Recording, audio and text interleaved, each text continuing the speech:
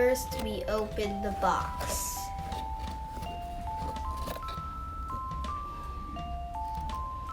Look what's inside.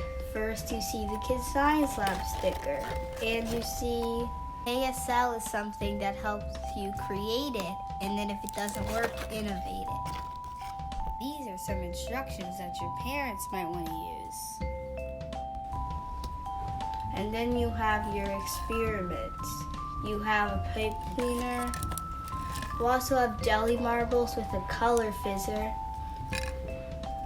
Very cool. You have some Insta-Snow. You have hydrophobic sand, which is not like water. Try doing that experiment.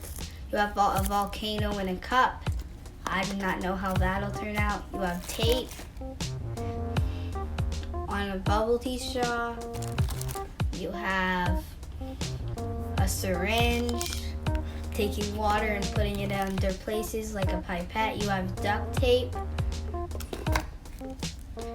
You have a paper airplane. You should fold it and see what it does. You have two of them.